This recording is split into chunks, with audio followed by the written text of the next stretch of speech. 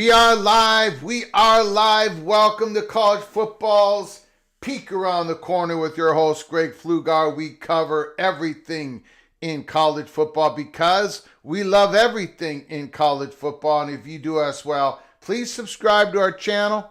Smash that like button if you like our content. Share the video with your family and friends if you want to donate, if you want to support this college football rebel outpost with a donation. Hit that $ where you make a comment and I'll get to your super chat as quick as I possibly can. Welcome everybody, and I mean everybody, into the studio that sits on the corner of Keith Jackson Parkway and Kurt Gowdy Avenue. Do not be afraid. Do not be afraid to become a legend. With the comments and with the phone calls later in the show. And I'm going to do all that I can to get your phone calls earlier than the Monday or Tuesday, the Tuesday live show. That monologue went for way too long. But again, I did say I had a stacked show, and we could have made this a big time stacked show, but I dialed it down a little bit. We're going to go through we are going to go through an article that was published today from the Assembly. And I cut out about a third of it. I'm not going to go through every page of it, but it is still a long article talking about North Carolina. We're also going to go through what Sankey said in an interview. And again, we cut out 80% of that article, of that interview. I'm just trying to hit the most important points that are going on right now. And we still got a lot to talk about. We are inside the Holy Smokes Theater today. The ACC drama is continuing. And I'm going to tell you what the update is right now. I'm going to tell you what the update is right now. I'm not going to tease it out. I'm going to tell you what it is. And then I'm going to backfill all the reasons why the changes were made in the Holy Smokes Theater. There is one institution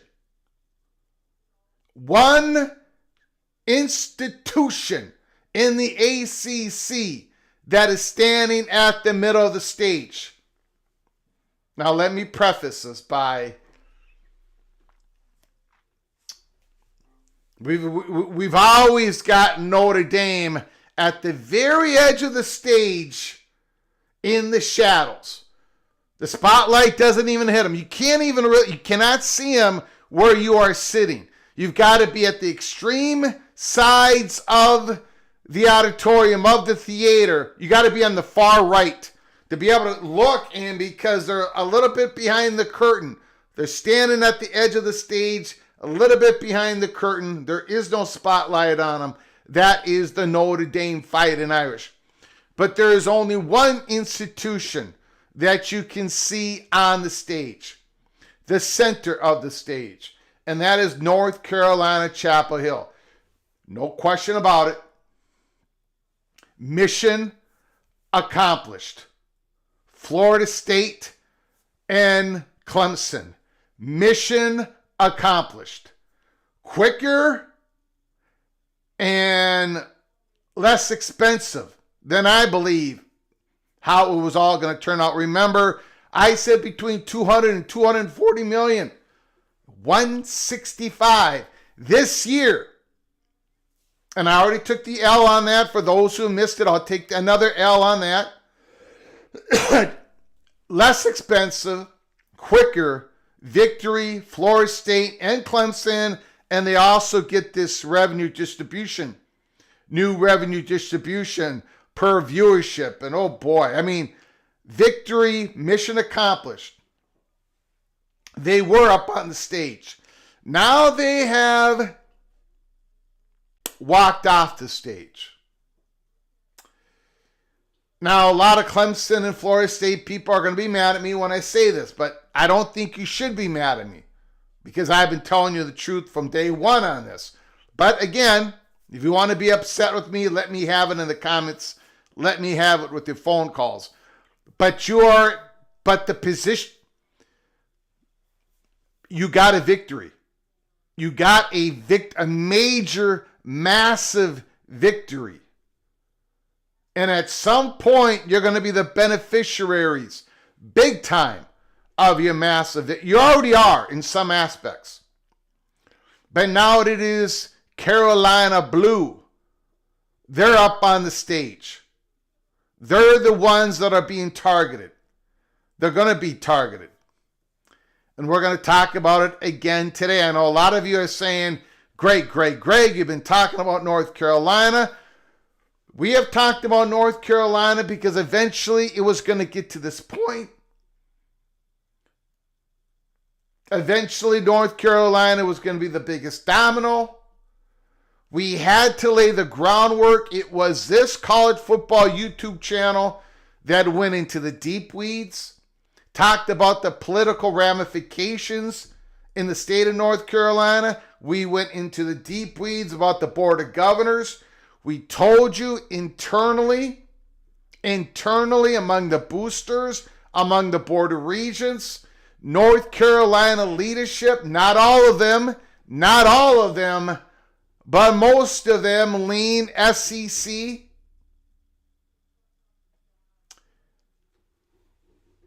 And we laid all the groundwork on this. And now, the little general is calling me. Sorry, honey, I cannot pick up your call. She's calling me from Mexico City. I cannot pick up the call. Anyways,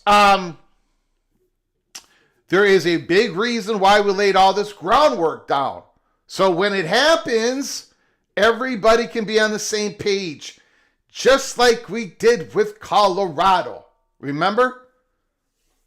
Colorado was the tip of the spear. Colorado alone was at the center of the stage. Arizona was next to them, but it was Colorado at the center of the stage. And then eventually they had that meeting in Chicago on May 7th on a Sunday that lasted 90 minutes. And okay. So we are in that position. Now, I don't know, none of us, at least everybody that I talk to, don't know the timing of this. At this point, we do not know. I don't expect to see anything happening. I could be wrong, but I don't expect anything to be happening this offseason, and I'll go over the reasons why later. But I'm just warning everybody, North Carolina is the tip of the spear. And when it happens, not if, not in my opinion, not in my opinion, not in my reporting, not in my peaks. It's not a matter of if, it's a matter of when. I'm sorry. The SEC is going to remain. The SEC is not, these conferences are not going to disappear. The SEC is going to be looking out for its best interest. The Big Ten is going to be looking out for its best interest. The ACC is trying to look out for its best interest. The Big 12 is looking out for its best interest. The AAC is looking out for its best interest. These conferences are not going away. We're not melding into some big old Super League.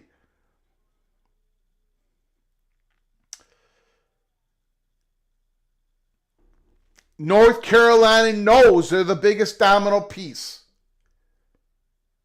They know that. Florida State and Clemson also knows that. They're not, look, Florida State and Clemson believe they're a much bigger, valuable brand, and they are. But they know that North Carolina is going to be the first that gets swept up. And when North Carolina does, Florida State and Clemson might get swept up with them. And even if they don't, they're the next biggest domino pieces on the board after North Carolina. North Carolina, the title of this episode is North Carolina needs to become more like Auburn. Again, a lot of you are going, holy smokes, Greg. Mr. Elitist, Mr. Minnesota Golden Gopher, Mr. Big Ten. I'm not Mr. Big Ten. How can you say that North Carolina's got to be more like Auburn? Because North Carolina says they got to be more like Auburn. In so many words. In the article that happened, released just today, we're going to go over a lot of it.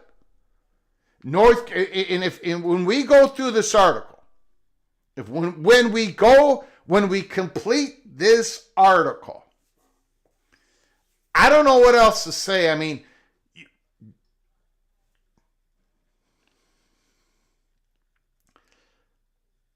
the motivations for North Carolina to make the move to the SEC or the Big Ten wants North Carolina. I think the SEC is the chalk. But the motivations for North Carolina to move is probably greater now than it's ever been. Not less. Not less. I know there's people out there saying because of the ACC, we're not going to have conferences. And because of the ACC, UCLA and USC, they might go back to the Pac-12. Some major college football reporter out west just said that again today.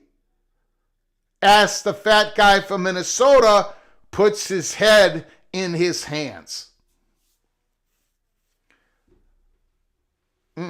North Carolina's got more motivation today than ever before You know, the Big Ten pursued North Carolina. Jim Delaney has incredible tight relationships with North Carolina. They pursued North Carolina. North Carolina turned the Big Ten down.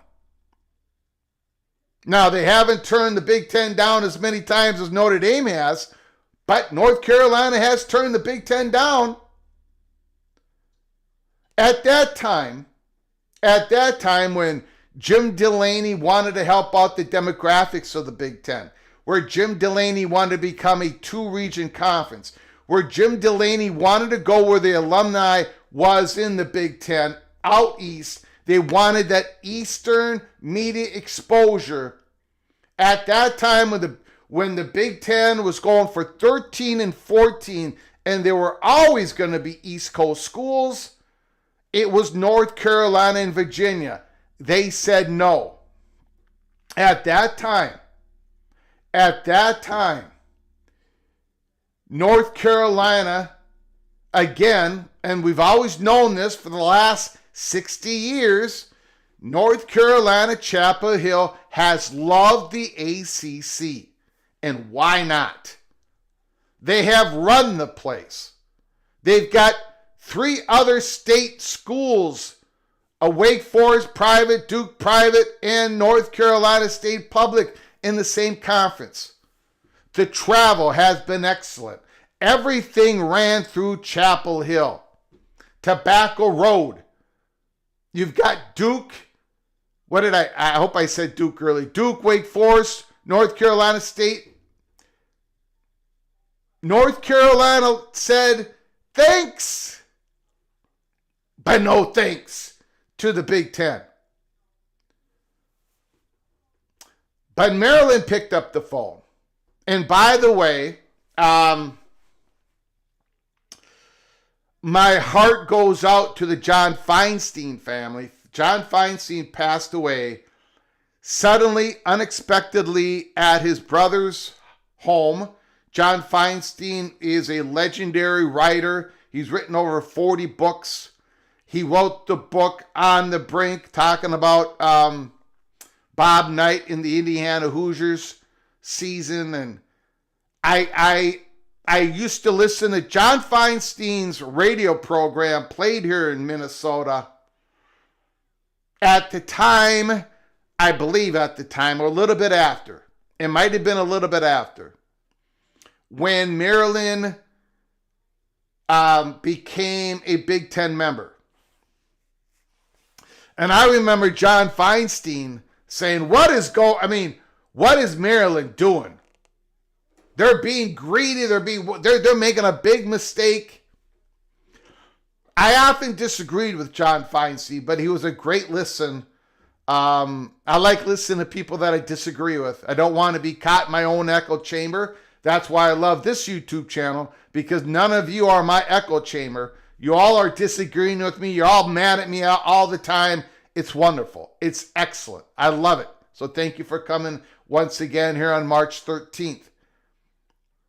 But John Feinstein, prayers out to his family, his loved ones. Unexpectedly, he has left us at age, I believe, 68. The legendary writer, author, sport columnist, John Feinstein. But anyways, so North Carolina has already said no to the Big Ten. They did not have the motivations back then, but they got it now. They absolutely got it now. They are at the center of the stage. I first want to get into some interesting comments from the SEC Commissioner Greg Sankey. Couple of interesting comments. And then we're going to dive into the North Carolina piece today. And then we're going to have your phone calls later in the show. Patrick Bailey Bear is here. Thank you for coming on in. Appreciate it, Patrick. Jay Go Blue, Kenneth Bowman, the Edward, the Auburn Tiger. Everyone wants to be like Auburn. Everyone wants to be like Auburn. Scathing, yes, Mr. Cornhusker in the house. Stormy Cyclone. Jeff Morgan, Mr. Mountaineer. Sean Morris Simmons, Tumasta Bimba 7579. Peter Shields. Ryan Willie the Evil Badger on Wisconsin. Breeze Frey.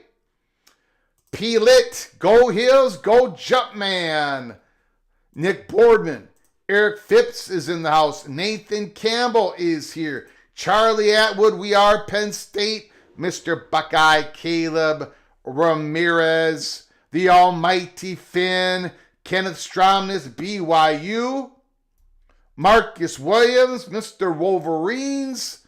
S. Farmer is in the house. Deadeye is here. Expansion Crush, Mr. Hoosier. The Chad is in the house. The Chad is here. Sam A98911SX is here. John Charette. Please don't fall in love with my team. What is your team, John Charette? Even if you told me, it ain't. And look, if I fall in love with your team, it can't be stopped.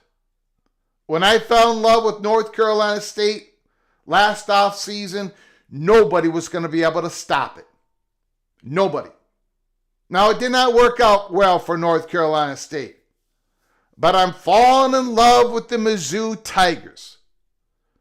And I don't know if anybody's going to be able to stop it. I don't think the whole PATC family is going to be able to stop it. And for you Mizzou Tigers out there, don't worry. Greg the Cooler, Greg the Loser, the mayor of Loserville City, the fat guy from Minnesota, those days are over. You want me to fall in love with your team. I am falling in love with the Mizzou Tigers. Lee is in the house. Bo Weevil is here. Bob Swanger. Gorb, Jeremy Nork. Clinton Moses is in the house. Okay. Ryan Willie, thank you so much for the super chat. Wisconsin will have an open practice and a fan meet and greet on April 19th. Thank you, Ryan Willie, for sharing that information. I appreciate the super chat, your generosity, helping us keep the lights on here at Peek Around the Corner. The Evil Badgers have an open practice and a fan meet greet on April 19th. The Minnesota Golden Gophers have one practice that is open to the press. No, open to the press and to Dinkytown Athletics. People have donated to the collective. So they have one practice open to the donors and to the press. And then they have another practice about April 15th, somewhere around there, that is open to everybody. But both of those practices are going to be in the indoor facility. So no open practices outside, which is fine because 7 out of the last 8 years, almost every time the Gophers have an outdoor practice or scrimmage or the spring football game, which they're not going to have again this year, every time they had one, or almost every time under the Fleck regime, we had bad weather. We would have that winter, that 2 weeks into April, we get a winter storm almost every year. And it falls right upon the spring football game. So, indoor facility. And yes, I have heard that the Minnesota Golden Gophers did fire their basketball coach, Ben Johnson. What's wrong with Minnesota in basketball? They haven't been nice since the Clem Haskins left. First of all, I will say that if offered the head coaching job at the University of Minnesota, the head coaching job of the men's basketball program. If offered, I will decline. Let's put that out there. You're not going to see the fat guy from Minnesota roaming the sidelines at the barn, especially if you know the barn, Williams Arena, the court is elevated. The court is elevated. So the edge of the court, beyond a little bit, a few feet beyond the side, where the sideline is, it drops off. So I don't think anybody wants to see the fat guy from Minnesota standing on the court, throwing his towel, and rolling off the edge of the court onto the floor. There's a deep, deep fall. I could kill myself. I could break my neck. So therefore, I will decline if offered. What's wrong with Minnesota? Well, it isn't the talent in the state of Minnesota. Minnesota is a hockey state. But the next thing they are is a basketball state. There's a whole lot of great college basketball players, a whole lot of great NBA players that played high school basketball in Minnesota. But none of them go to Minnesota. None of them. I cannot remember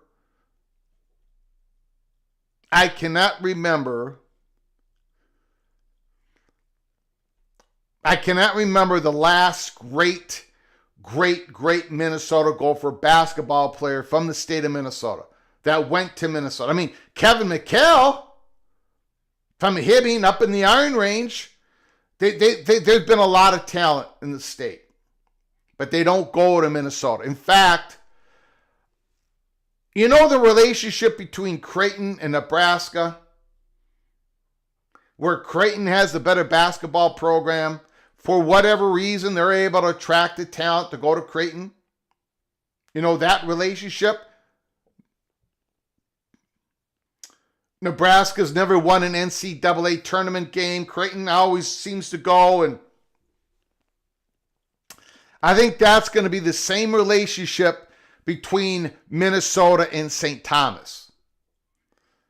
Give it about another 5 years. Give it maybe not even 5 years. Give it another 3 years. St. Thomas, that small little private institution in the Twin Cities that I call the little Notre Dame. You see what they're doing in basketball already? Next year they are able to go to they're able to qualify for the tournaments.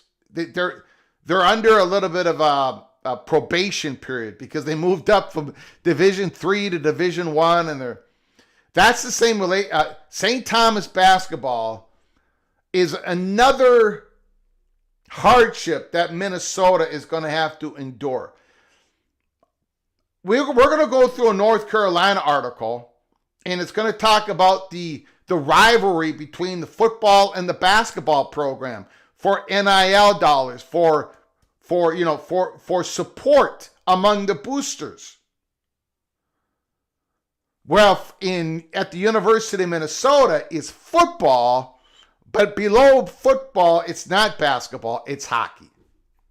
So men's basketball, they're fighting hockey, men's hockey, for that extra attention, for that extra support, for that extra exposure.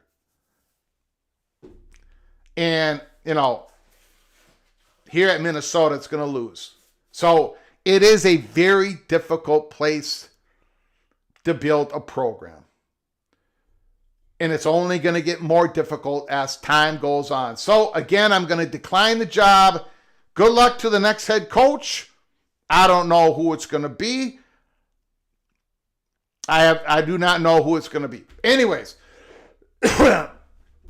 let's get to it. Thank you for all coming in. I appreciate it so very much. The Tommies have dominated everything they've ever done. They're going to dominate. I'm not going to say they're going to dominate, but they're going to be very difficult to beat in FCS football. They're in the Pioneer League, which is probably one of the lowest, if not the lowest level FCS football. But they're not going to stay there. In basketball, right? The Summit. I mean, I think they qualified for the conference championship game, right? I think they won their semifinal game. I don't even know how they did in the championship game. Even if they won, they would not have been able to go to the dance.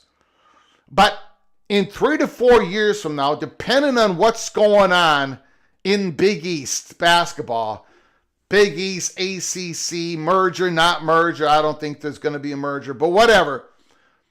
I mean, there are local reporters here that have already reported.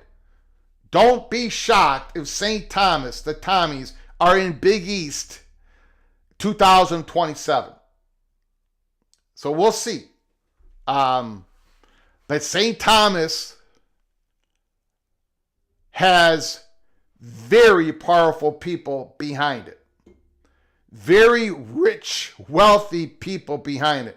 And there are a couple of college, I'm going to be careful here, couple college sport reporters. I'm not going to limit to football. There's a couple college sport people that you see talking about college athletics that are boosters of St. Thomas Tommy. So they're going to become a powerhouse, at least a mid-range powerhouse. I'm not saying they're going to be going after national titles, but you're going to see the St. Thomas Tommies in the tournament year in, year out. Ryan Willie, Wisconsin's women's hockey will get their revenge versus Ohio State and become the national champions again. Could be. They got a really good team. They got themselves a really good team. Wisconsin Badgers women's hockey program. Thank you for the super chat. Thank you so very much. Let's get into it. Thank you, Ryan. Thank you for helping us keep the lights on. Just a couple of items here. Now, there was 10 questions. There was 10 questions. But the alternative hypothesis. Pioneer is FCS programs that don't give scholarships. Yep, correct. But again, St. Thomas can't even qualify for the FCS tournament yet. I think they can next year. So St. Thomas hockey, take a look how well they're doing. They're going to be in the NCHC conference, which is probably the most powerful hockey conference. They've got the most recent titles, so they're taking baby steps in some sports, and they're galloping in others already. 10 questions with the SEC Commissioner Greg Sankey. Now, we're not going to go through 10 of them. We're only going to go through 2 of them. And there's some interesting nuggets here. And I don't see anybody talking about it. So we're going to talk about it here at PATC. Do you foresee the revenue system the ACC will be instituting as a thing going forward for the SEC and other conferences? Greg Sankey. This is his answer. There is a history of unequal revenue sharing in those conferences. It just hasn't worked well for a long-term situation. In fact, the conferences that have chosen to do so have generally either they don't exist at a high level or they've gone a different direction. So again, Sankey is kind of saying, look, history would tell you the direction the ACC is going. They might not exist at a high level here in the future, or they've gone in a different direction. Again, Greg Sankey. I'm sure that what others have done will introduce the conversation. I would hope we're careful and responsible in how we do that. He's talking about the SEC. And we've talked about it in our last couple of live shows. I've been able to give you guys the peek, and it was obvious. I did not really tell you anything that you didn't already know. These conversations have already been in the Big Ten and the SEC. We talked about the term, the double squeeze. I'm not going to go down that rabbit hole. If you missed it, go watch our last live show on Tuesday. Back to Sankey. They made the decision for their purposes. Their purposes was to get Clemson and Florida State out of the court, right?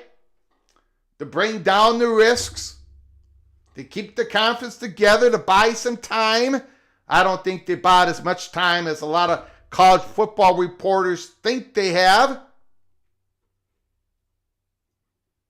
That doesn't necessarily mean, again, Greg Sankey, that doesn't necessarily mean that fits our purposes or our values. Okay. The next question, and this is the last question that we're going to cover here. The AAC is now requiring its membership to invest, after the House settlement, at least $10 million over 3 years to its student athletes. And after a 4-year span, they're going to be graded and reviewed with regards to their membership status. Is that a harbinger of regulation to come? Greg Sankey, you're not holding up your end of the bargain, so we're going to bring somebody else in. I submit to you the American Athletic Conference has to speak why they have to establish that kind of requirement. I think our common expectation is of excellence. Others perhaps not, so they have to mandate expenditures. You look out here with a full arena, the commitment to women's athletics, the commitment to broad programs remain real at this time of transition. I think there's concern about that, but the notion that we're not going to provide that revenue sharing opportunity in an aggressive way, I don't think that's our problem. I think they'll have to speak to that, to the why, the AAC. Now, before I get to the next part of this answer,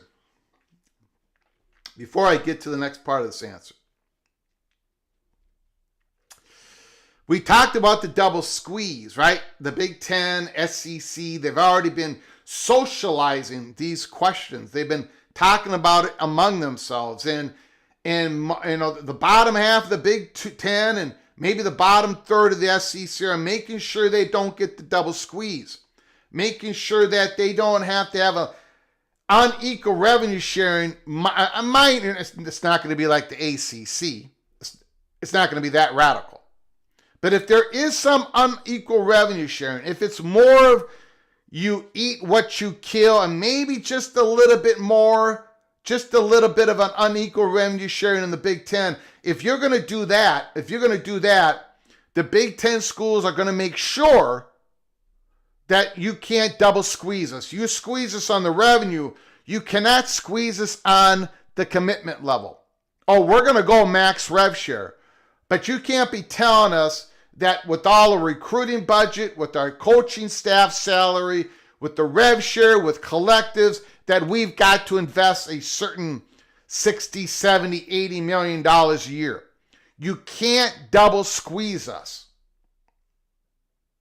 And so I think that message has been brought to Sankey and to Petiti. This is what I reported on a couple of days ago. And I think Sankey's got that. So Sankey's basically saying, yeah, we're not doing this commit. Everybody's going to be spending money here in the SEC. We are not going to, and they're going to have the freedom to spend how they want. And we expect them to spend to the level of excellence. And we may do something on the unequal revenue, but we're not going to hit them at the other end.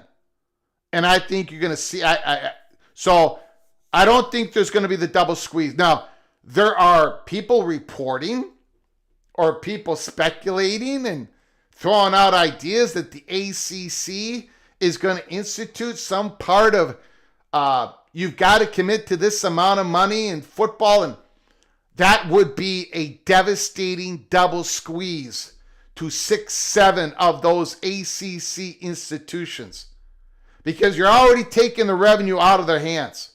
They're already going to be on an average making $7 million less per year. Remember, someone's got to lose these games.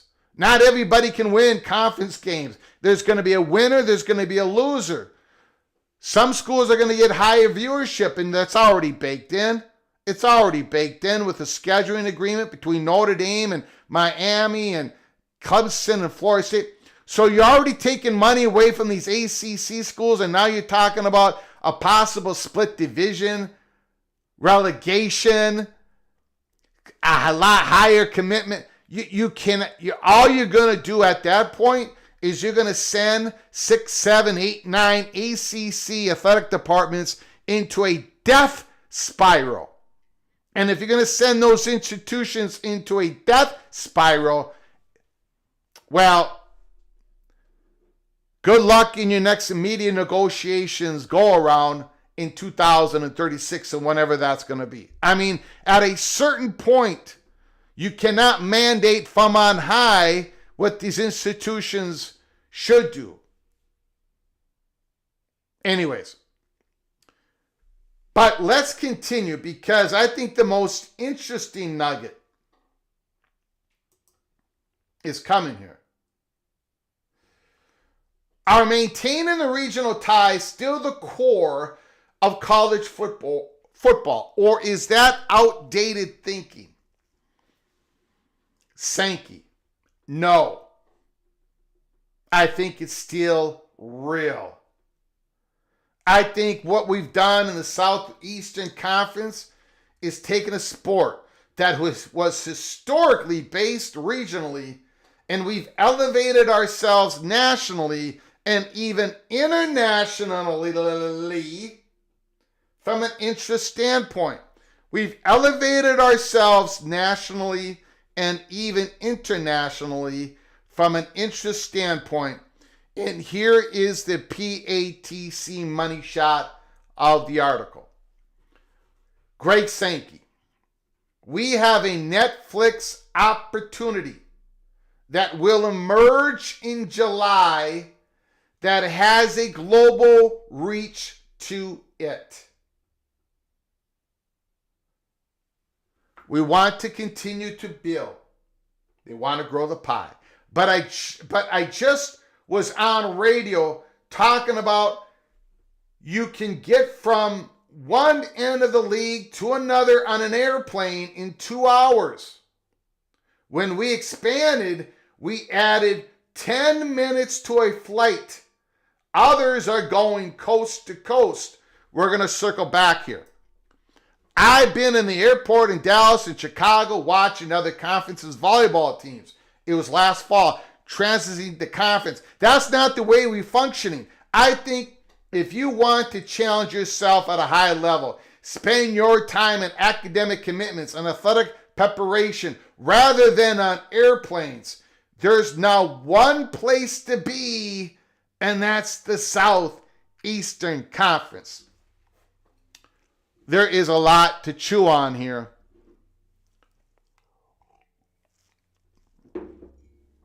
If you don't believe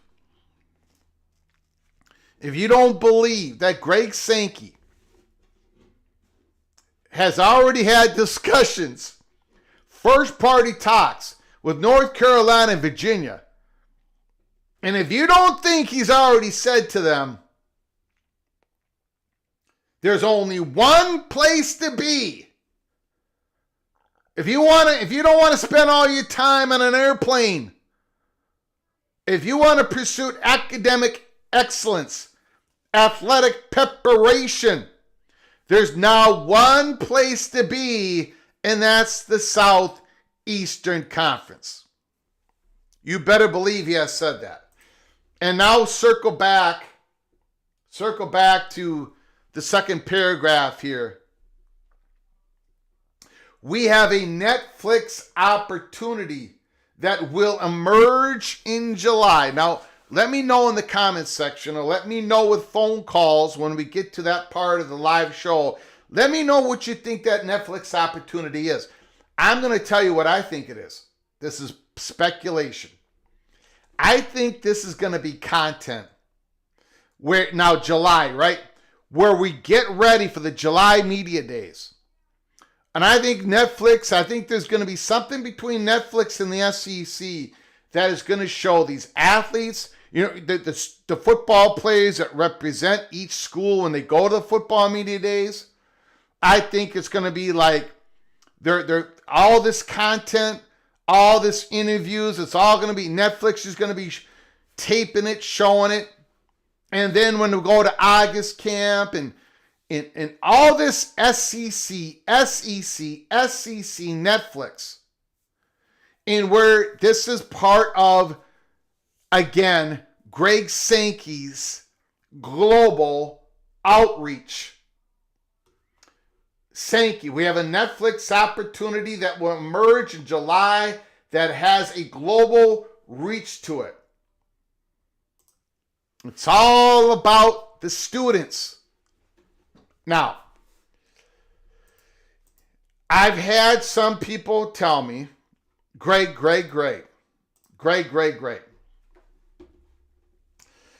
The student numbers over the last couple of years in college institutions, there hasn't been this big drop. The numbers are pretty good. They're looking pretty good, especially when you compare it to during COVID, right after COVID. The number of students at our four-year institutions. Well, congratulations. I mean, that's true.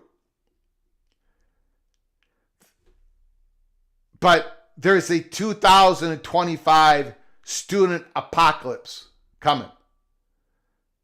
It starts in 2025, and every single president of a university knows that at every single level. And the reason we know that is because of the population growth that happened 18, 20 years ago. It dropped. We know that there is a student apocalypse starting to happen. Is it going to show up in year one? Probably a little bit. Year two, most definitely. Year three, yeah. Year four, year five, year six. So people can show me the numbers of 21, 22, 23, 24.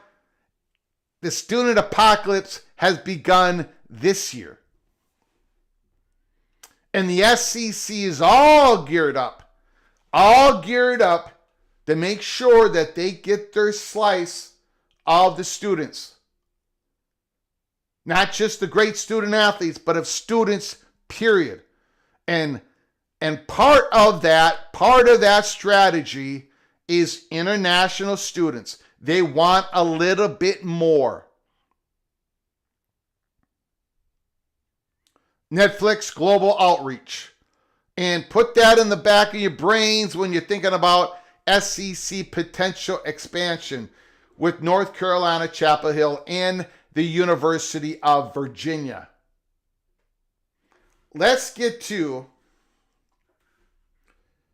the North Carolina piece to this. An incredible article released today. Matt Hartman and Zachary Enos. Matt and Zachary. Let's just say Matt and Zachary. March 13th, 2025. The Assembly. Now, a lot of it, some of this has been gone over by other reports. But I think after you read this, I don't know, man. The Holy Smokes Theater, North Carolina has the center of the stage. And we've got one more update on the Holy Smokes Theater, and we're going to give it to you after we go through this article. An official update. UNC's Risky's Belichick math. UNC Chapel Hill transferred $21 million from other funds to the athletic department last year, and that was before it agreed to spend millions of dollars more on Coach Bill Belichick in its football staff. When the University of North Carolina at Chapel Hill hired Bill Belichick as the head football coach in December, everyone seemed to notice his $10 million salary. Add $3.5 million in potential bonuses, $10 million to hire assistant coaches, $1 million for strength and conditioning staff, another $5.3 million for other support staff, and UNC Chapel Hill was declaring a new era for football. The team's $40 million budget will increase by at least $8 million, not including the $13 million that's been pledged to compensate football players, or the $7 million the school budgeted in severance pay to outgoing coach Mack Brown and his staff over the next 2 years. But even before it ramped up its football ambitions, the university had already been shoring up its athletic budget by transferring millions of dollars from other institutional funds to support varsity sports. UNC Chapel Hill provided $21.4 million to support athletes last year between direct payments, services, debt payments, and rental fees, according to its annual financial report to the NCAA. That figure doesn't include student fees that go to athletics, which total more than $8 million last year. Such transfer payments are the norm at many universities, but not in Chapel Hill. Between 2011 2022, the university provided less than $2 million a year in services to athletics, but no direct payments or facility payments. Now remember, the last time the Big Ten came a-knocking on Chapel Hill's door, the blue door, North Carolina blue, it was in about 2011. North Carolina, Chapel Hill, in so many different ways, did not have motivation, did not see the future, did not see the vision, so they were not interested. They were not interested in changing their conference affiliation. But those days, between 2011 and 22, where the university provided less than $2 million to the athletic department, those days are over. UNC Chapel Hill transferred the money as a new economic model for college athletics has taken root. Players can more easily move between schools and can sign licensing deals to monetize their name, image, and likeness. When a series of lawsuits are settled as soon as next month, universities will begin paying athletes directly. Look at the difference in this chart. Look at the difference between what UNC Chapel Hill paid for the football salaries. Last year is in blue or dark blue or purple, whatever color that is for you, in orange or red. Look at that. Look at the difference from 2024 blue between 2025 orange. Major commitment, new dollars going into the football program. UNC Chapel Hill Athletics Director Bubba Cunningham acknowledged that his department had begun receiving university funding in a public letter last November. And we read that letter last November, saying that the university's increased financial support of athletics began during the COVID. With the change in financial model in college athletics, the university has committed to supporting our mission and providing some of the funds needed for the new revenue share, he wrote. But UNC Chapel Hill's new financial model for sports goes beyond transferring money to its athletic department.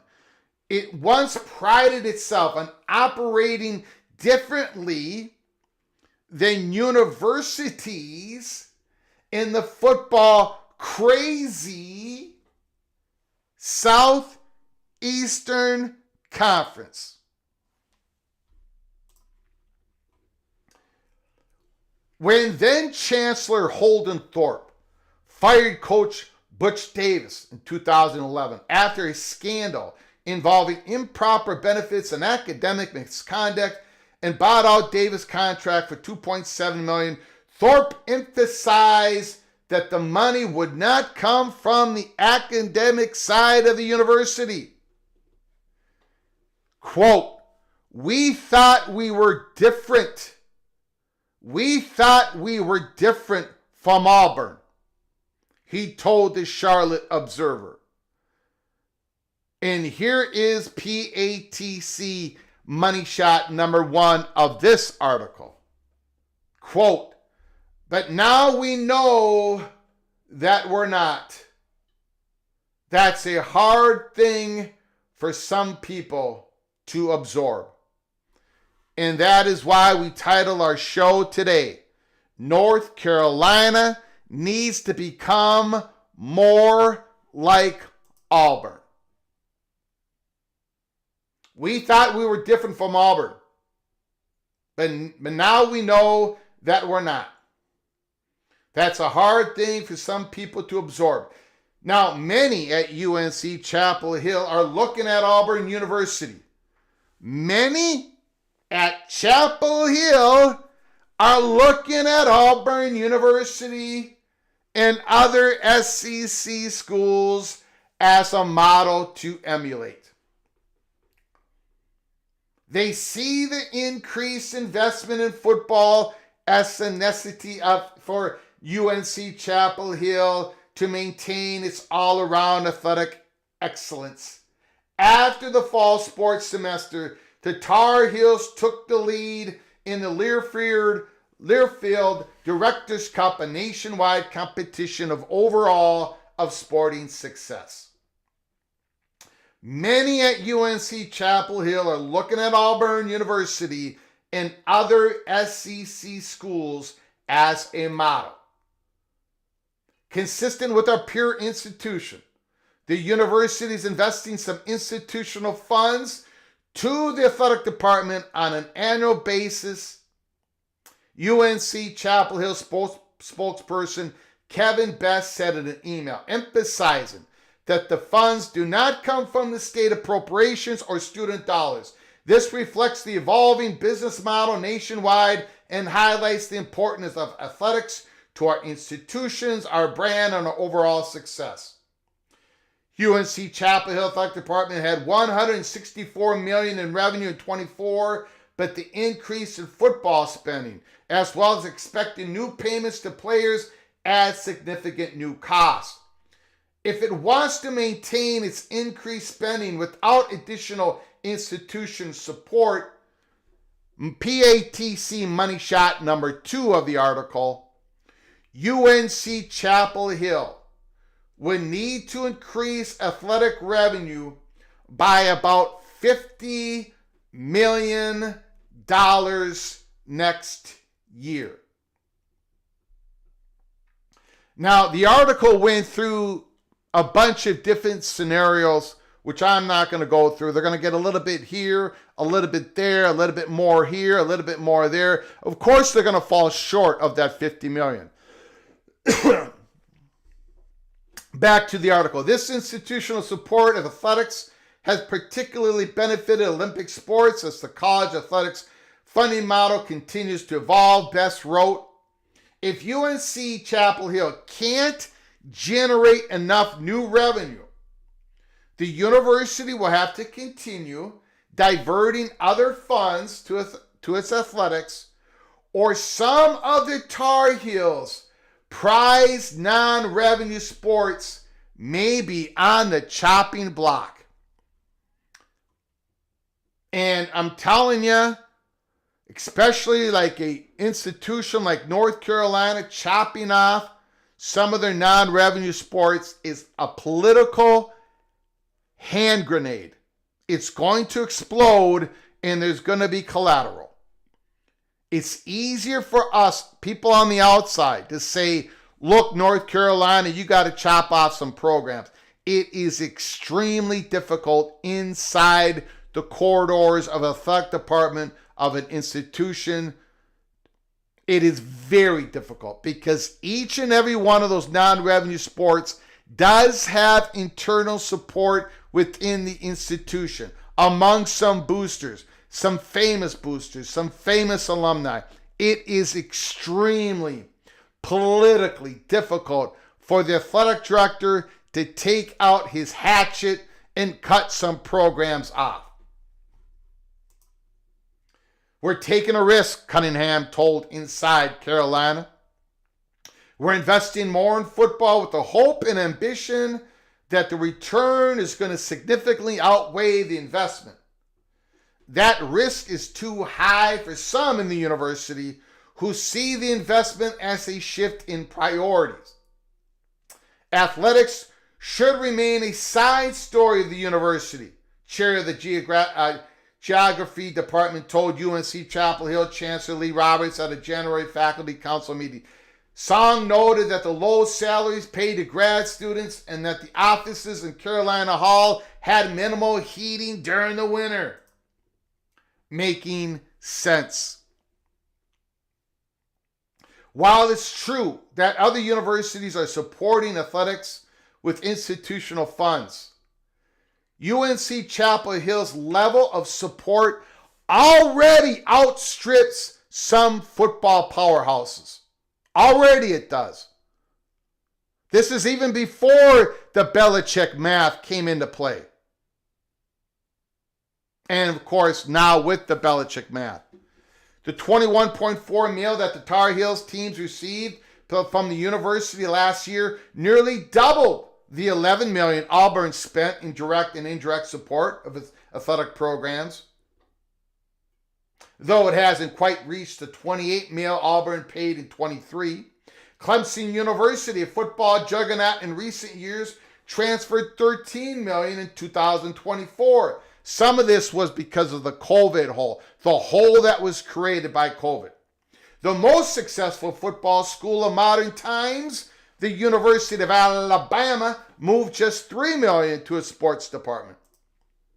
The public ivies that UNC Chapel Hill has traditionally measured itself against, showing diverging trends. The University of California, Los Angeles, USC, has boosted athletics at even a higher level than the Tar Heels, putting in $30 million last year. The University of Virginia, on the other hand, spent $9.5 million, almost entirely due to a one-time non-operating contribution made to its endowment. The school explained in a statement the University of Michigan contributed less than $200,000. North Carolina's other flagship school, North Carolina State University, provided $14.5 million in indirect support to its athletic department, but it explained in a statement that those were internal loans for capital projects. Without them, North Carolina State support was only $3.7 million. Those revenues leave the Tar Heels well short of $20.5 million. They would need to fund revenue sharing much less than the additional cost of Belichick and his staff or returning to a self-sustaining athletic program. Ultimately, the Belichick bet would turn on the last two options Cunningham has identified: donations and corporate sponsorships. UNC Chapel Hill leaders hope is that the excitement around Belichick, who won 6 Super Bowls as the head coach of New England Patriots, will boost both. With the recent Athletic Coast Conference, ACC settlement, changing the payment structure next year to further reward schools with big media footprints, the increased viewership will pay off even more. ESPN reported that the top earning ACC programs could see an additional $15 million a year. And I don't think anybody's projecting North Carolina to make that much more. They're going to get more viewership, right, with Belichick. But overall, I think North Carolina might see an increase, but not to the projections of a Clemson, of a Miami, of a Florida State. Cut from the team. The focus on bringing in more athletic revenue places a burden on the 26 non-revenue sports at North Carolina Chapel Hill. Some inside the university worrying that investing heavily in football and basketball could harm the long-standing pride in and funding for the acclaimed Tar Heel programs like women's soccer, field hockey, and other Olympic sports like track and field and wrestling. Cunningham says he's committed to protecting the 28 sports programs at UNC Chapel Hill and to increasing the number of athletes covered by athletic scholarships. That's the third highest number of varsity sports in the ACC behind newcomers Stanford and the University of California. In other words, North Carolina sponsors more programs than any other ACC school, except for the newcomers out in California, Stanford and California, Berkeley. Carolina has long been committed to providing opportunities through a broad-based athletic program and continuing to support as many championship opportunities as possible is important not only to our Department of Athletics, but to our university, Cunningham said in a statement, noting sports attract more than 1 million visitors to Chapel Hill every year. Why do I keep going over this? Why do I keep going over this? The importance of the non-revenue sports. Because I'm telling you, this is pressure on Cunningham, Lee Roberts, and everybody involved.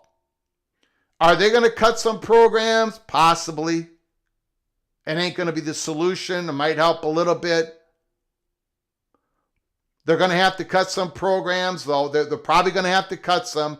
They're going to have to start looking more like Auburn. But all this is pressure on North Carolina. Their motivations on conference affiliation is completely different today than it was back in 2011.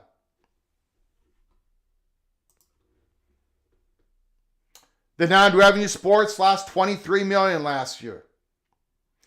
One reason most major football schools maintain far fewer teams than the Tar Heels. Michigan is comparable. But Texas and Auburn, they only have 17 varsity teams. Clemson's at 19. Alabama's at 16. And you've got North Carolina at 28. Again, North Carolina is probably going to have to look more like Auburn. But that ain't going to even solve their issues. We'll get to it. And the cost of non-revenue sports is only going to grow as realignment has brought teams from Texas and California into the ACC conference competitions. Mean flying the 101 members of the Tar Heels men's and women's track and field teams across the country instead of busing them around the Southeast. Again, major advantage that the SEC is going to use.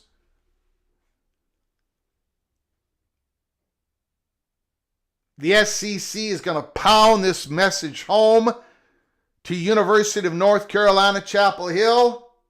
The travel.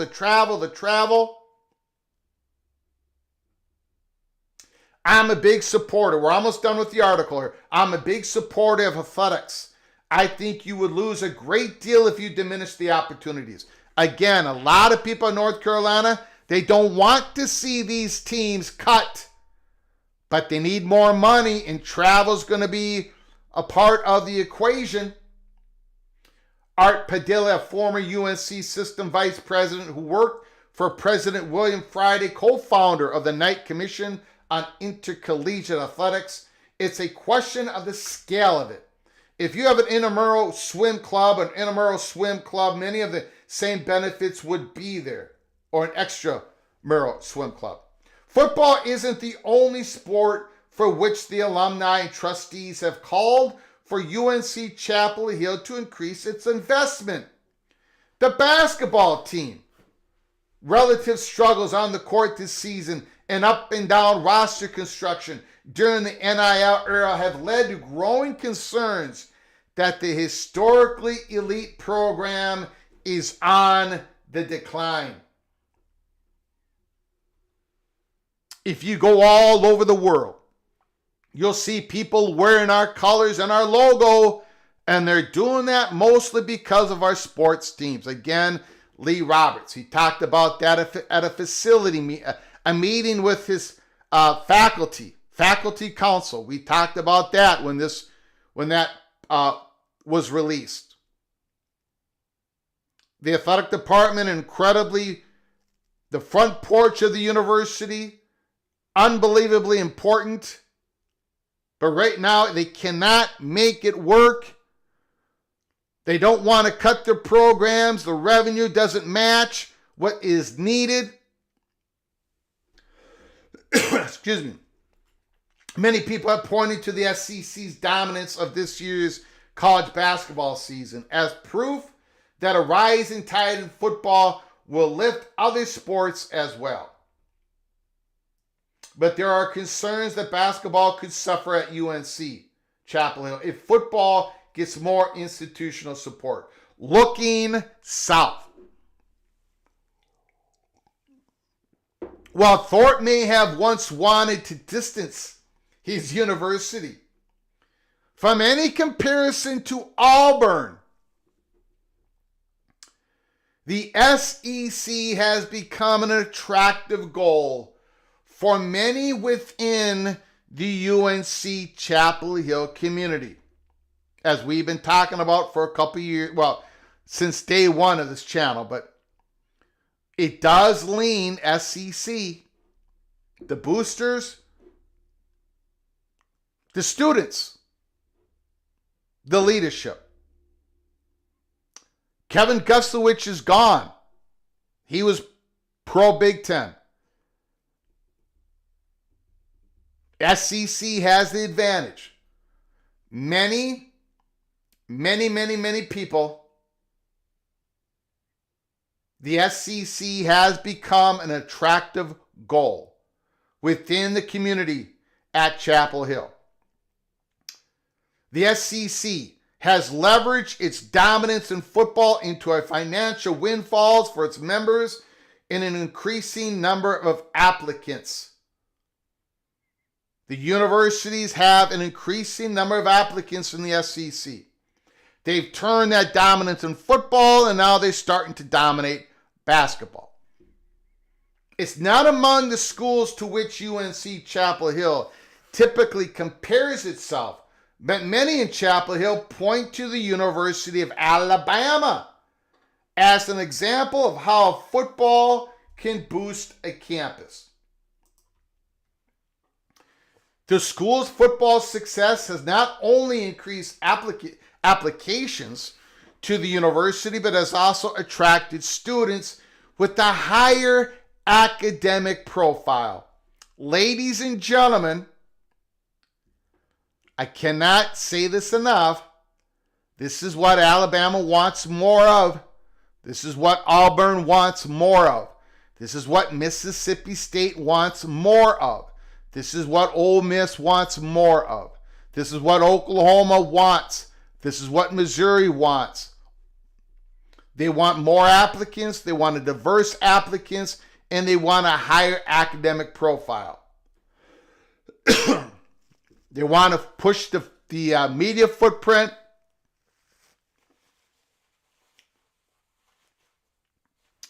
Alabama has not only increased applications to the university, but has also attracted students with a higher academic profile. That has come from a surge in out-of-state students, a segment that UNC Chapel Hill caps at 18% of its student population, although there are discussions about raising it. Around 55% of Alabama students are not state residents. Alabama, around 55% of its students are not state residents. They want to keep that going. They want to keep that going. They want into, if it works out, if they can swing it, they want into the state of Virginia and North Carolina. There's a virtuous circle for those top-tier universities. Brad Bryant, a former UNC Chapel Hill Board of Trustees member and current state treasurer, said of the football's impact across the South. He said he and his daughter, a high school senior, had recently taken stock of schools she might apply to. I haven't done that in 30 years, he told the assembly. It is unbelievable how some of the flagship universities in the South have changed their stature. And you have to ask yourself the question, why is that, he added.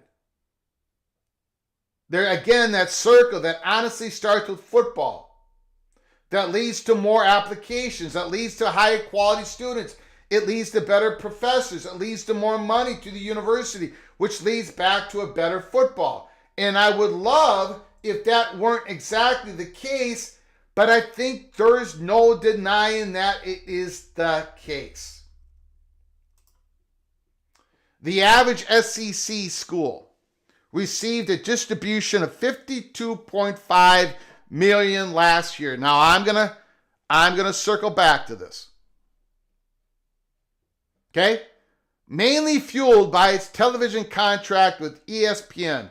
In comparison, the ACC's average distribution came in around $44.8 million, though its distribution model is changing. That $52.5 million distribution to the SEC schools, first of all, the revenue report is always a year behind.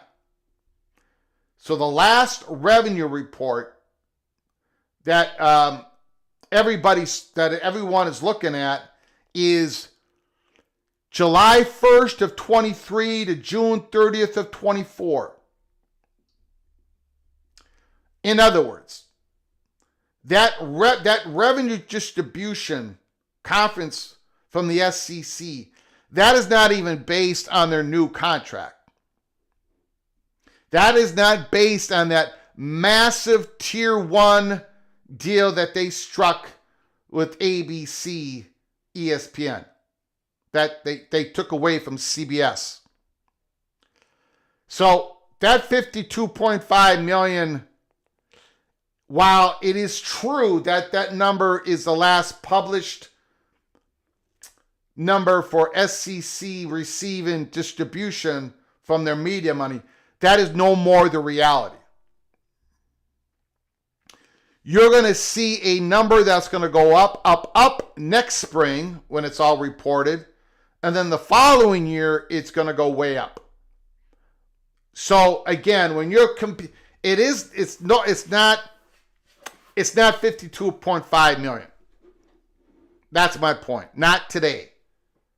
But that's the last report. It's much higher than that. Of the school's finances tracked by USA Today, UNC Chapel Hill's revenue from the athletics trails every SEC school but one, Mississippi State. While Florida State and Clemson were public with their attempts to lead the conference, UNC Chapel Hill has been more muted, but the school was also exploring its options, The Athletic reported, and it hired the powerful law firm of Skadden, Arp, Slate, Mager, and Flom, LLP. I apologize if I mispronounced it. Please do not sue me. Please do not sue me. And we've talked about it before. When North Carolina spent over $600,000 on Carolina Blue Matter. $600,000. What were they doing?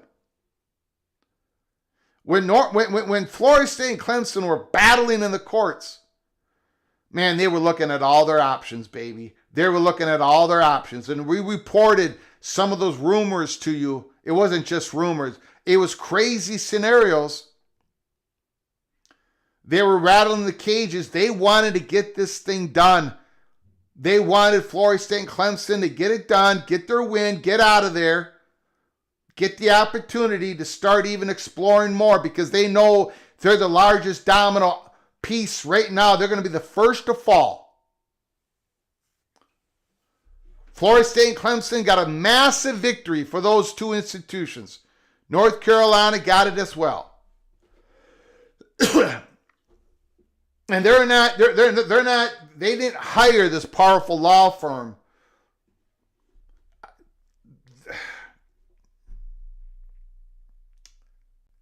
North Carolina has all the motivations in the world. They don't need any more motivate. It's all set. They all know. All of them know where they sit.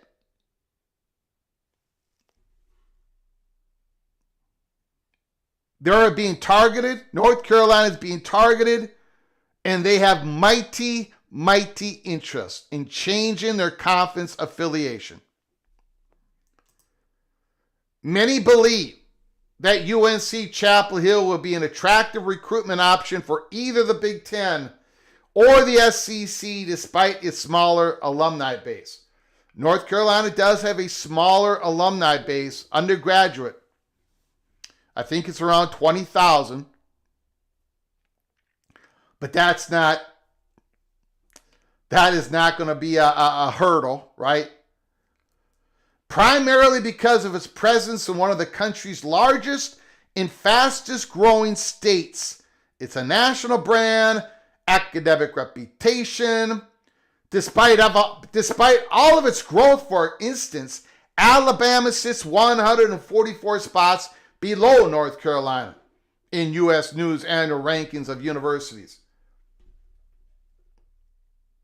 And UNC Chapel Hill is likely motivated by a fear that if it doesn't join one of these two leagues, it could be left behind financially. This was a fear that they did not have back in 2011.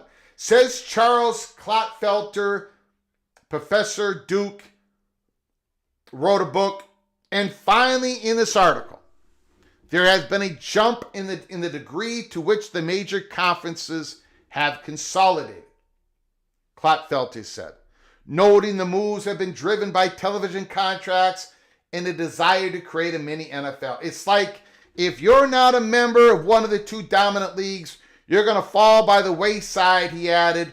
Those forces might pull North Carolina into one of the other mega conferences. And you all know what we've been reporting here at Peek Around the Corner. Why we laid the political groundwork talking about the Board of Governors in the state of North Carolina. Why we have been saying for a long time, everything leans SEC at North Carolina. Doesn't mean the door is shut on the Big Ten. The Big Ten has talked to North Carolina, third-party talks, first-party talks, when they could for the last 25 years. But all the motivations are there for North Carolina to change the conference affiliation. They've got one giant hurdle. They've got two. Let's be honest. The first one is obvious. The first one is the Board of Governors that has to look out after North Carolina State. I think that can be overcome, but I think it's going to be complicated, and I think it's going to take time. I think North Carolina State's going to have to get some money going their way, or there has to be some security for North Carolina State on paper, signed, something to that effect. Well, I'm not going to go down that. We are going to go down that rabbit hole once again, probably here real soon. But I've already spent an hour and 20 minutes talking. I want to get to your comments and phone calls. But that is a major hurdle for North Carolina. The Board of Governors. But I think it can be overcome. I think it will be overcome. The other hurdle that North Carolina Chapel Hill has is internal politics. While it leans the SEC, the boosters, the regents, the athletic director probably could go either way. But they do have a hurdle internally. The faculty, some going to the SEC, there's going to be some resistance. And that is why you are seeing these articles coming out more and more and more. This is why you got Bubba Cunningham talking about everything they need to do just to compete. This is why they invested in Bill Belichick and saying, look at all this money that we're spending that we do not have. These articles are coming out and they are part of the argument. They are part of the political battle that is going on. When North Carolina goes to the Board of Governors, when they have to serve a financial plan to the Board of Governors, but especially when they go to their own faculty, their own alumni base, in which some of them are going to be anti-SEC. A lot of them are going to be pro-ACC. We need to stick together. They've been saying that for 50, 60 years. They need the argument to start to be put out now. And we're seeing that. And we're going to see more of that. We are. Bubba Cunningham saying we need an increase of $50 million. So that is why I think we saw this big article come out today. We're going to see more of it. We've seen this before. We've seen this happen before. Back in the day, I don't know I don't know how many of you remember, but the articles that were coming out in Norman about what Oklahoma needs to do to get out of the Big 12. They need to get out of the Big 12 if they want to maintain their front porch of the university, the most exposures. We saw all these articles come out. We saw all these people pushing it. Internally, they were pushing it. We've seen this happen before. We saw it with the Pac-12 schools. We saw it with Colorado. The groundwork is being laid. The political battles, the groundwork is being laid. So, again, it takes two to tango. Now, this is and I'm going to get the phone calls right now. But this is my speculation. 95% of it is speculation. The question is timing, right? Now, there are people a whole lot smarter than me. And you all know this. Every one of you are a whole lot smarter than I am. There's going to be a program later today, I believe, on College Football Mafia with Wild Ute, Moen, Nathan Brown. And I think they're going to be breaking down the numbers for you all. I'm not smart enough to do that. Okay? And they're going to present numbers, and I think they did it last night, but I think they're going to have a major live show tonight, breaking down the numbers, how beneficial it is economically, without even have to go to all these other intangibles. Economically, it's already beneficial for today, for North Carolina to say, we're leaving. Here's 165 million smackers to the ACC. It's already economically beneficial today for North Carolina to make that decision today and write the check today. I'm not going to do a deep dive on it because if I did, I'd do a horrible job. So go watch College Football Mafia show. Nathan Brown, Moen, and Wild Ute. I think they're going to happen today.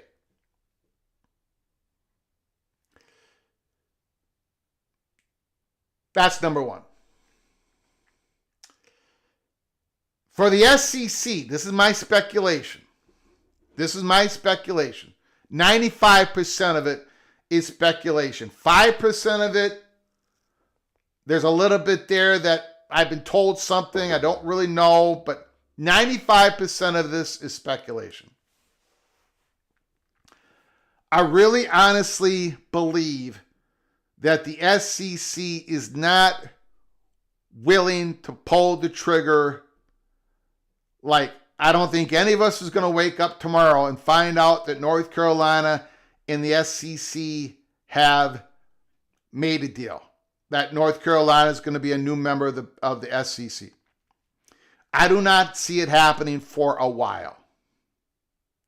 Now, a lot of you are going to call me naive, but I have got a decent enough sense. I think I've got enough information, and my own speculation tells me that the SEC, North Carolina knows of the SEC's interest. SEC knows North Carolina's interest. I think there is some commitment back and forth that North Carolina won't be making any grand decisions because they can't anyways, right? They got to go to the Board of Governors. So I don't think there is this rush. Even with the Big Ten lurking, I think North Carolina's probably given the same commitment to the Big Ten. You know, we've got months down the road before we can kind of go into the deep dive, deep talks with both of you and go to the Board of Governors. I don't think, now this is where a lot of you are going to say, Greg, I think you're completely wrong. You're naive, Greg. You're naive. But I don't think at this time Greg Sankey is going to do to Phillips like he did to Bowlesby. Like, when they were trying to figure out the college football playoff format, going to 4 and all this, and Bowlesby and Sankey were in the room, and yet Sankey was talking to Oklahoma and Texas, and that erupted, the Houston Chronicle. I don't think Sankey is going to do anything while the Big Ten and the SEC push for the format that they want, and I believe they're going to get. Now, you're probably screaming at your phone or your TV or whatever you watch, how you're watching this program, saying, Greg, you are stupid and naive. Sankey is going to act. I think there is some time where all parties can take a little bit of a check, like, we're going to talk seriously about this in 4 months, 5 months, 6 months from now. I could be wrong. 95% of that is speculation, but I think this offseason is about getting this House settlement, about a whole bunch of stuff. But I understand the SEC is looking at the Big Ten, Big Ten is looking at the SEC, and they're both talking to North Carolina. But yeah, I think everything, all these reports, this coming out today, former leaders of North Carolina, boosters of North Carolina, professors of North Carolina, economic people, they're all saying the same thing. North Carolina has got to become more like Auburn. They're not going to be exactly like Auburn. They're probably going to have to cut a couple sports, and they're going to have to join the SEC or the Big Ten. They're going to have to focus more on football. But North Carolina has to become more like Auburn, not Auburn becoming more like North Carolina. North Carolina is going to keep their academic prestige, but they need that front porch of the university. That front porch of the university to be working 100% for them. In other words, when Lee Roberts says, you go internationally, you go to Europe, you go around this world, and people are wearing North Carolina t-shirts, it's because of our front porch of the university. They need to make that healthy once again. The difference between 2011 and 2024 in regards to the health of the athletic department at Chapel Hill is staggering. The difference is staggering. So North Carolina has all the motivations to change their conference affiliation. And I believe the SEC and the Big Ten have all the motivations in the world to go after North Carolina. The question is the timing. and I think the timing's going to be, we're going to have to wait a little bit here. The major other update in the Holy Smokes Theater, based upon what we have heard at Peek Around the Corner, is the following. On June 15th, 2024, then we're going to get to your phone calls. On June 15th, 2024, we had a major show here at Peek Around the Corner. And I said Tony Petitti and Greg Sankey have left the theater during the ACC drama. And people were absolutely shocked. In fact, I was as well. But because of the information I was given, we had to pull Petitti and Sankey out of the Holy Smokes Theater. That Florida State and Clemson were not the number one targets.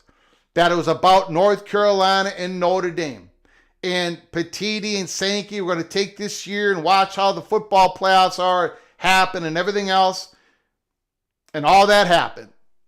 Right? Sankey and Petitti watched how it played out. Now they've got the power to change the format in 26 and beyond. Some of it, anyways. And then 6 weeks after our June 15th live show, 6 weeks after, Brett McMurphy put out his big article. Basically saying everything that we were saying at Peek Around the Corner. Although he's got 1,000 more, 1 million more people that he talks to than we do. It was clear. It was clear. It was clear that North Carolina and Notre Dame are the two biggest domino pieces. And nothing's going to happen until one of those two pieces fall. Forget about what Brett McMurphy said about Florida State Clemson. Forget about what Pete Thamel said. Forget about what I said. Forget about what everybody said. Focus on what they said about North Carolina. North Carolina is what the SEC presidents want. Listen to Heather Dinich, Pete Thamel, all of them. It is what they want. And the SEC usually, almost always, basically get what they want. It's a matter of timing. And I don't think it's happening now, although talks are happening now. I don't think it's going to happen now, but buckle up, brace for impact. As we go through this offseason into the football, we're going to get more and more articles. This assembly article that we just put out today, and I went over it here on our live show. This ain't the last one. It's not the last one. The political battlefield is being formed right now inside North Carolina, Chapel Hill. We're going to go to your phone calls right now. Thanks, everybody. Once again, I apologize for the long monologue, but we have to make it clear here at Peek Around the Corner. The update is Greg Sankey has entered the Holy Smokes Theater. He left on June 15th. He's back on 2024. Sankey is back in the theater March 13th, 2025. From Rick. Rick, the floor is yours. So the update to the theater is that Sankey and Petitti are back in? Sankey is back in.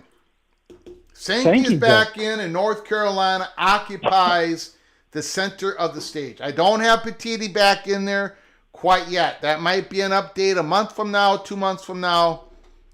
But that is the update. I've noticed chatter in the Notre Dame arenas about not being offended if they woke up and found themselves in the Big Ten. I haven't seen that chatter. I have not seen that chatter, but their fan base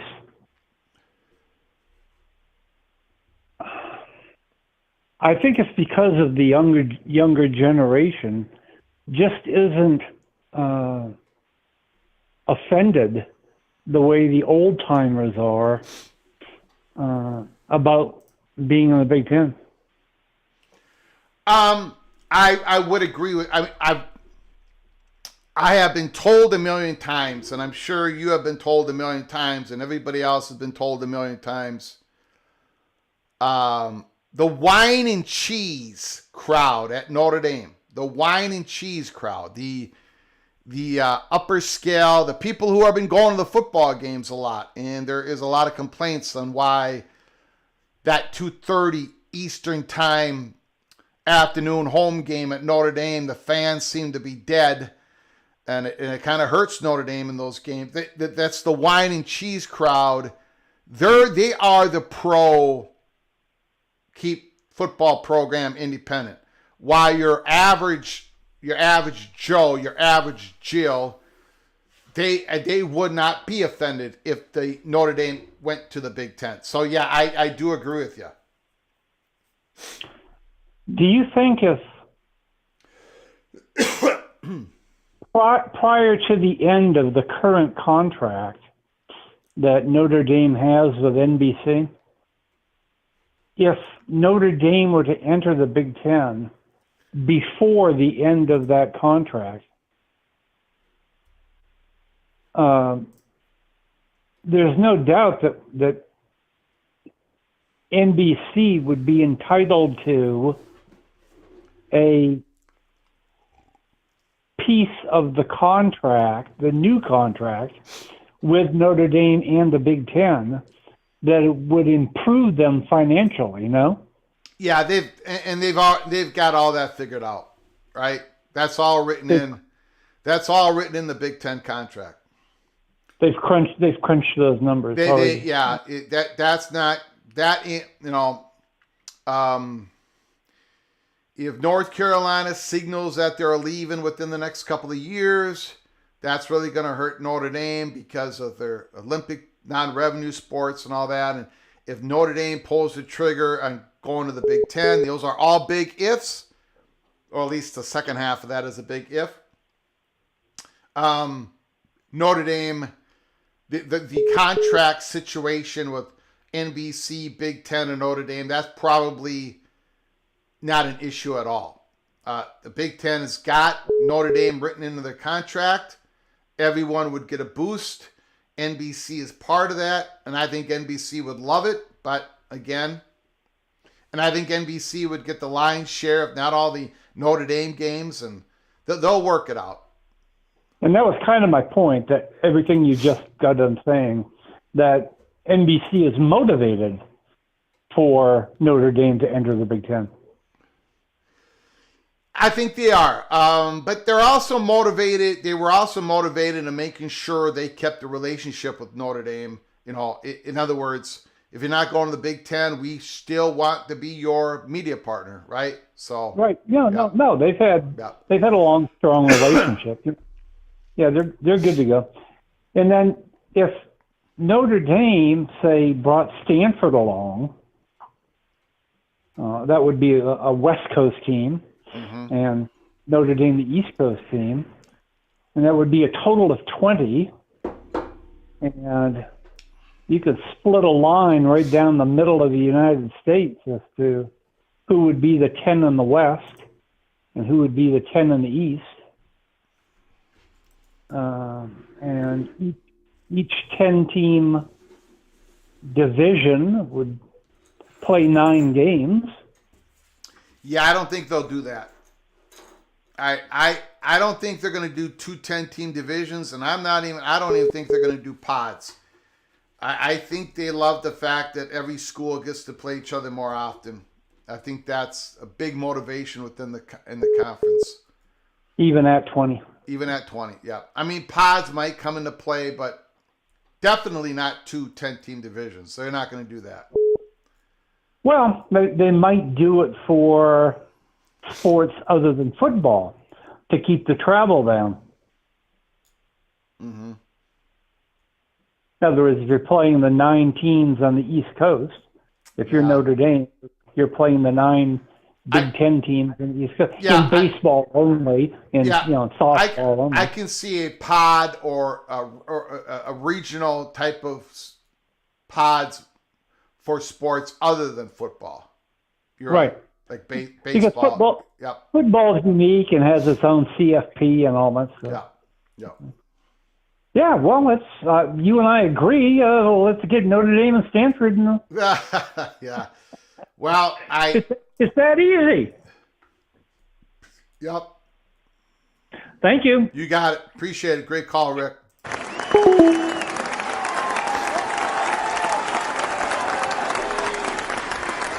Great call by Rick. Let me see something. I got to check on something real quick here. Give me a moment. I also want to call from Evil Badger. Evil Badger. Can you just hold on for one moment, please? Yes. I do appreciate it. I appreciate it. It ain't going to take more than 30 seconds. Just cleaning something up here. Hold on. I'm also going to talk about another. I'm going to talk about another crazy possible scenario. It's going to sound crazy. I probably shouldn't even bring it up today because it's gonna cause some heartburn. But anyways, Ryan, really go ahead, sir. The floor is yours. Thanks for your patience. Hi, Greg. Thanks for taking my call. You got it, buddy. As far as Sankey goes, I think he should learn geography because the SEC is no longer the southeastern part of the country. They're in the Midwest with Missouri and Oklahoma and Texas. So North Carolina is still going to have to go halfway across the country to play those teams. Yeah. And it's still he still won't be increasing flight times by too much by bringing in North Carolina and Virginia. He wouldn't be increasing flight time at all for bringing in Florida State and Clemson. But it's more of a one region, obviously, than the Big Ten and the Big 12. It's because they have so much value. It's so right. They can maintain a basically 1 or 1.5 region conference and still be the most valuable conference in the country. Go ahead, sir. And as far as Notre Dame, unless Notre Dame has some hurdles to go through to get into the CFP, they're not going to come into the Big Ten, even if they have another team come with them, like a Stanford. Mm-hmm. Notre Dame has cherished their independence forever. Yep. I don't see it. If you might be right. Now Swarbrick has, the former athletic director has said that it's key for Notre Dame to be able to keep competitive with their other Olympic sports, their non-revenue sports. And if the ACC loses some of their top brands, they lose to North Carolina, who sponsors 28 sports, and a possible Virginia, and a possible Florida State and Clemson. Boy, that ACC, is that going to provide enough quality, enough resources for Notre Dame to keep their Olympic sports in the ACC? That's the question. That is the thread that could be pulled for Notre Dame to move to the Big Ten.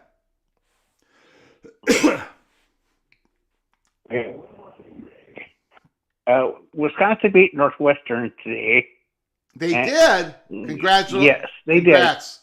Well, you know that Northwestern beat Minnesota too. So. Yes, they did. Those Wildcats. They're complaining that they had to stay in 85-degree temperature in their hotel rooms before they played the Gophers. And I put out a post saying, well, the Gophers should have put their thermostat at 89 because Northwestern whooped us. Well, they did, but Wisconsin Congrats, made sure that was Northwestern's taken care of. But that's all I had, Greg, so I'll let you go. Thanks for taking my call. I appreciate it, Evil Badger. Great call, sir.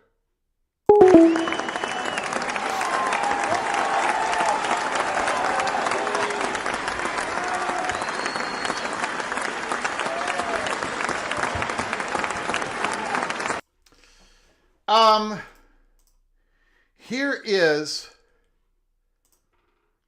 a scenario.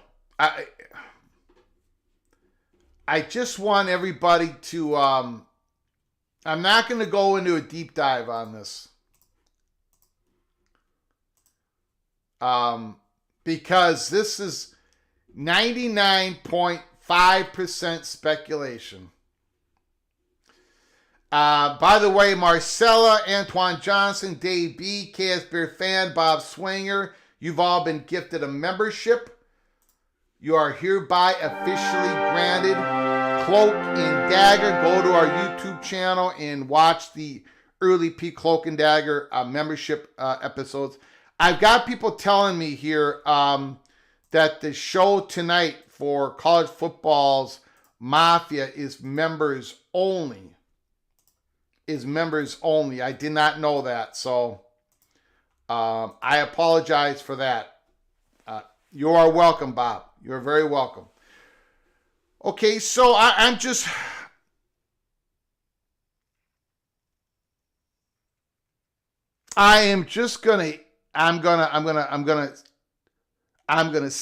duck in and duck out.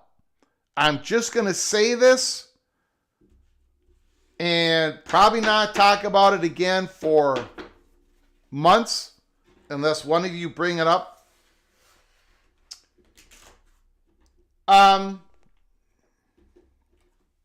There was a,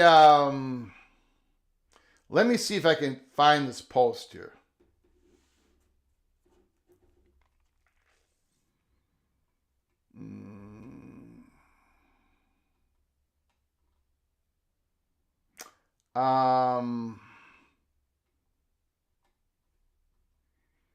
I can't find it.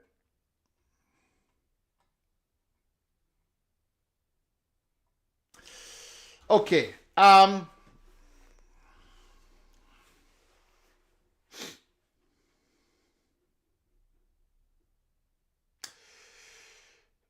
There was a report that, now I heard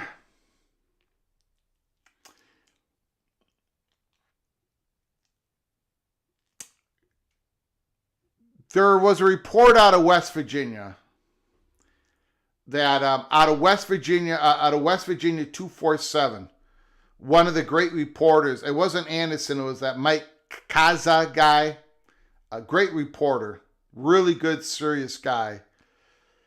He reported yesterday or the day before that he has heard that the Big 12, that Brett Yormark's private equity, private capital, trying to get everybody on board, that he's still trying to get that together. Like, we may not hear anything. It might be farther off than we believe.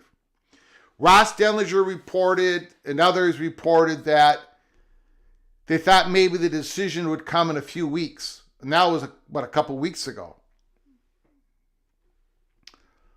But according to reporting out of Morgantown, it might be, maybe they're not at the 5-yard line. Maybe they're not about to punch it in. The Big 12. When you sign I don't know this for sure. Of course, I don't. But I think most people believe if the Big 12 signs a private capital deal, that they're going to have to extend their commitment to the conference. Maybe not by a lot, but by a little bit. And again, every time I go down this every time I poke and prod on this question, I'm being told that there are some schools in the Big 12 that do not want to, while they might be interested in this private capital, they're not interested in extending the commitment to the Big 12 longer than the current commitment. It always comes back to that. It always comes back to that. So, again, this is wild speculation, but I am not 100% convinced. Again, I'm going to duck in and then I'm going to duck out. I'm not going to talk anymore about this. But I am not, unless you guys ask me about it next week, month later, unless I hear more stuff coming. I'm not completely convinced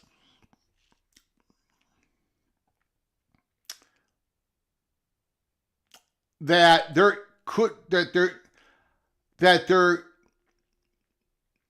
I'm not completely convinced that there will not be a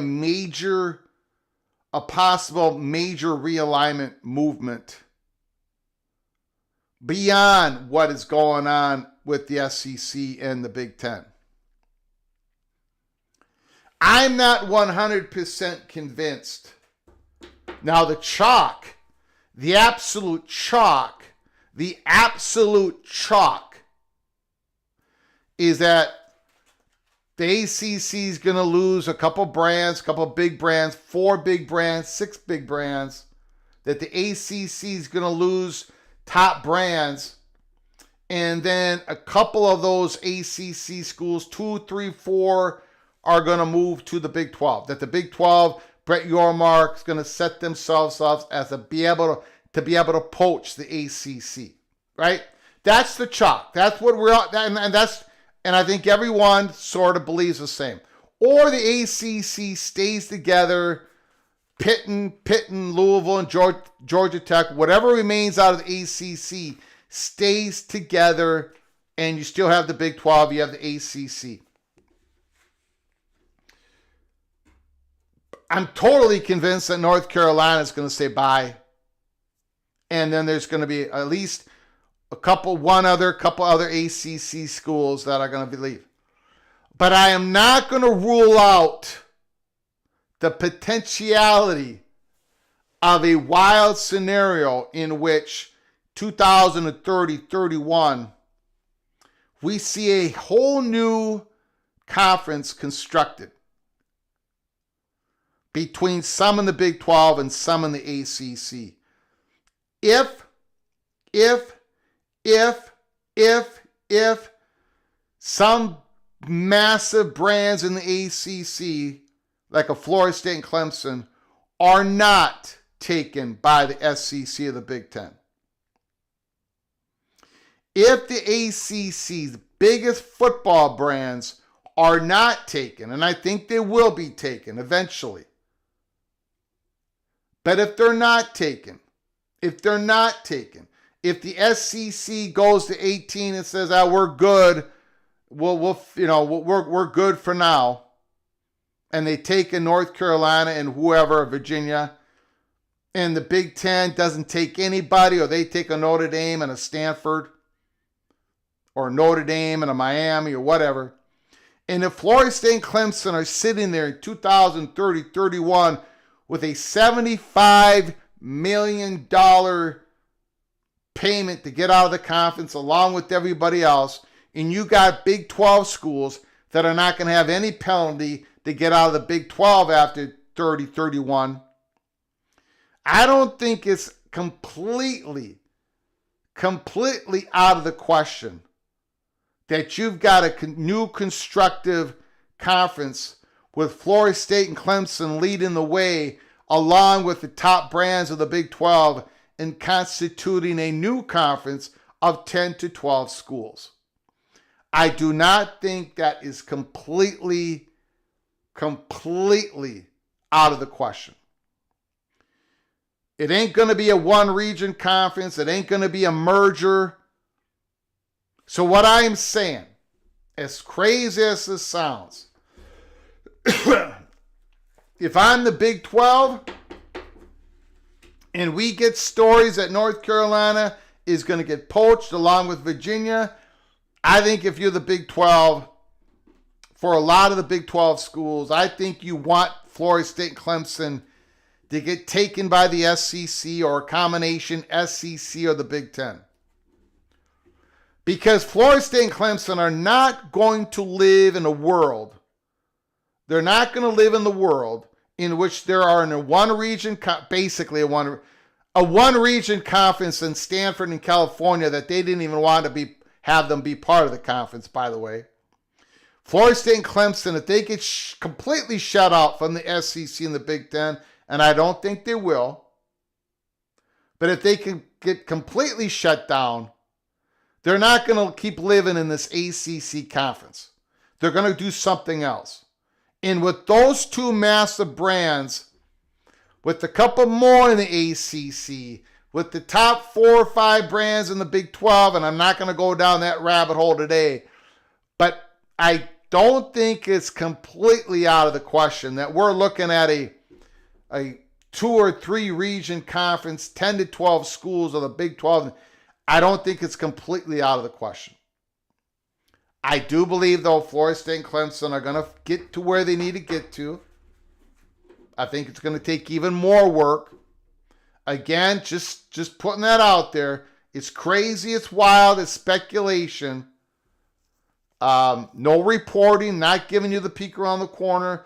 This is not official peek around the corner. But I think there are Big 12 schools that want to keep that flexibility. They want to keep that flexibility. At the end of the Big 12 contract, they want that exit hatch. And if private capital comes in, they want to be able to get out of the exit hatch for, not exorbitant fees. I think a few of those Big 12 schools want to have an exit hatch just in case a Big 10 comes a knocking, just in case an SEC come a knocking, or just in case if there is this possibility of a new constructed conference. Okay, I'm going to let that go. I am going to let that go. I'm not going to talk about it. People are going to be reporting that Greg is saying that I'm not reporting nothing. Why are you dancing around, Wes? I'm not dancing around. Not dancing around. I take the report seriously that Brett Yormark still hasn't been able to finalize, has not been able to punch it in from the 5-yard line, and that is from a West Virginia reporter that I take incredibly seriously. Kayla Ramirez thinks Florida State and Clemson get in the Big Ten of the SEC. Most people would agree. NBM would call that the dirty dozen. Okay, we are going to label that crazy scenario the dirty dozen. The dirty dozen. Bobby Hansen thinks the SEC takes Kansas at some point. Azon, the kid. Kansas wants the exit hatch. That could be one of them.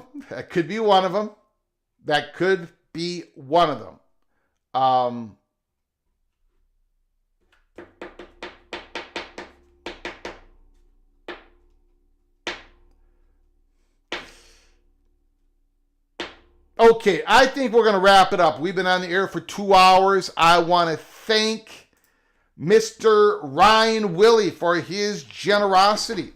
The one donor of our show today. Ryan Willie, thank you so much for your incredible generosity. I do much appreciate it. Thank you for the great comments. Thank you, Rick, for the phone call. But we are going to be shutting it off. We got over 180 people.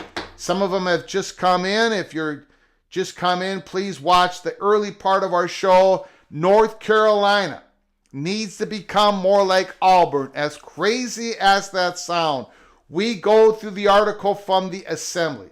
We talk about Greg Sankey answering a couple of questions. One of them has to do with Netflix. My goodness, there's a lot of juicy nuggets everywhere. So stay with us here at Peek Around the Corner. Please subscribe to our channel. Smash the like button if you like our content. I appreciate you all joining us. Until next time, from us, everybody, Mireya and myself here at PATC, from all of us to all of you, please, until next time, you all take great care of each other. Thank you so very much.